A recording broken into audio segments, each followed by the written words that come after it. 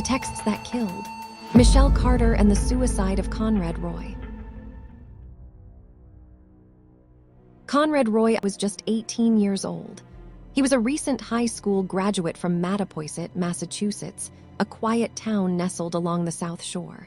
Known for his athletic build, shy demeanor, and thoughtful nature, Conrad seemed to be on the edge of a promising future. He had earned his captain's license for tugboats, taken college courses, and was working with his father in the marine salvage industry. But beneath the surface, Conrad struggled. He battled anxiety, depression, and self-doubt. He had been hospitalized for a previous suicide attempt and was prescribed medication to manage his mental health. Michelle Carter was 17 and lived in Plainville, Massachusetts, about an hour away. She was a high school student who excelled in academics and played varsity softball.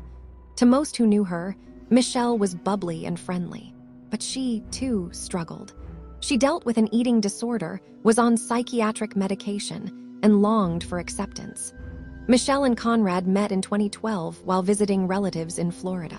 They saw each other only a few times in person after that, but their relationship bloomed through digital screens. Their connection lived in texts, Facebook messages, and phone calls, thousands of them.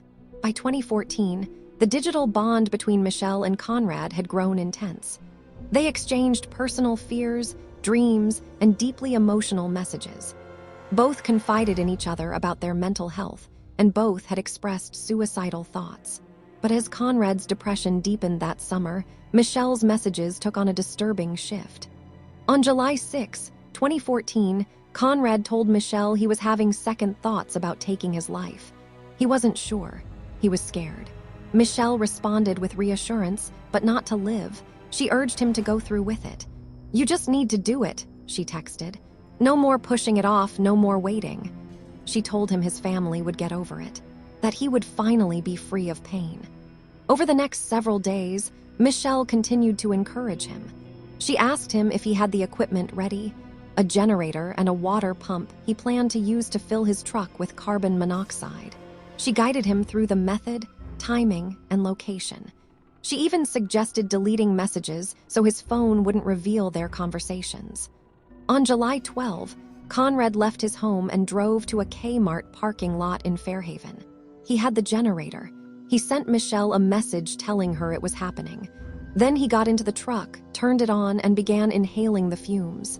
At some point, he got out of the vehicle. He was panicking, struggling. He didn't want to die. He called Michelle. That phone call would become the center of one of the most controversial court cases in recent memory. According to prosecutors, Michelle told him to get back in. She allegedly ordered him, over the phone, to finish what he started. She didn't call for help.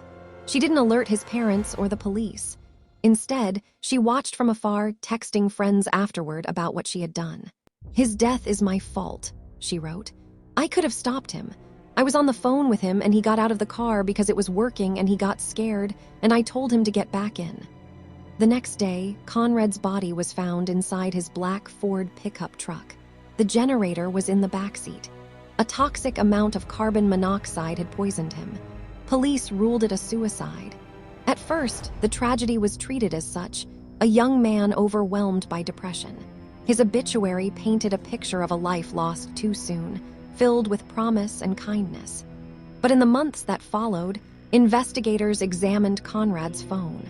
What they found would stun even seasoned detectives. Michelle's text messages were not just disturbing, they were relentless.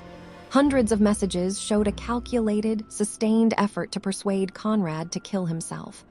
"The time is right and you're ready," she texted. "Just do it, babe."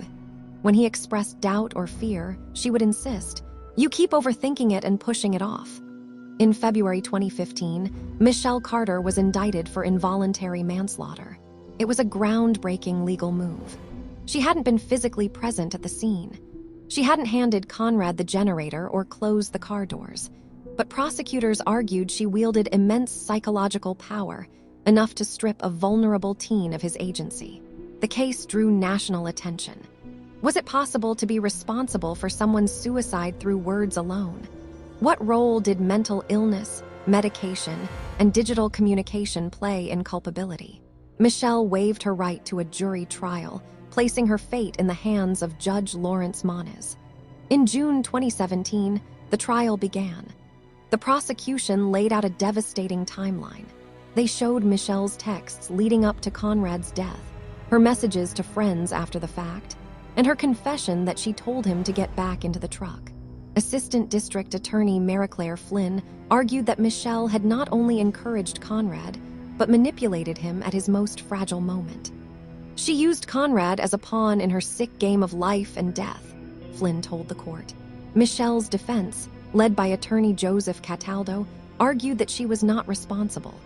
Conrad had a long history of suicidal ideation. He had attempted suicide before. His decision to end his life was ultimately his own, they claimed.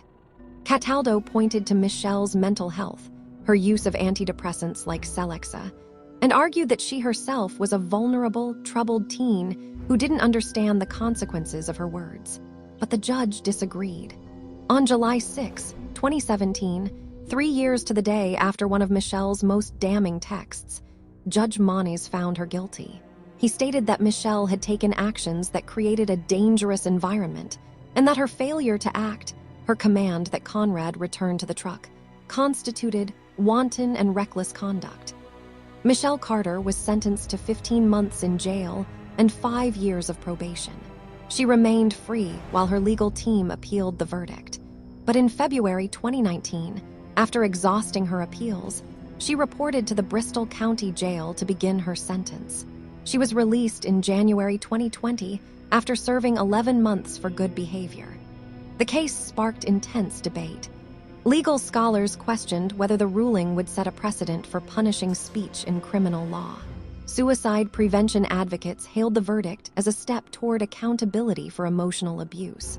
Mental health professionals voiced concern about how depression, adolescence, and digital culture intersect in tragic ways. Conrad's family was devastated, but found some solace in the ruling. His mother, Lynn Roy, became an advocate for suicide awareness, pushing for laws that would hold individuals accountable for encouraging self-harm. In Massachusetts, the case inspired Conrad's Law, a proposed bill that would criminalize coercing someone into suicide legislation that still draws heated discussion over freedom of speech and mental health rights. Michelle, upon release, lived quietly. She faced public scorn, online harassment, and ongoing media scrutiny. But the case remained with her, not just in her record, but in the national memory. She had become a symbol of digital manipulation, of how relationships can turn deadly in the shadows of cyberspace. In the end, this wasn't a case about just two teens. It was a chilling study of how influence, technology, and untreated mental illness can intertwine in lethal ways. It forced society to re-examine where the lines of responsibility are drawn in an age where words travel faster than action, and virtual connections can have very real and tragic consequences. Conrad Roy's life, though brief, left a legacy, not just in legislation or headlines, but in a broader understanding of the fragility of mental health and the critical importance of support. His death wasn't inevitable. His pain wasn't invisible. And his story now stands as both a warning and a call for compassion, a reminder that behind every screen, behind every message, is a life that matters.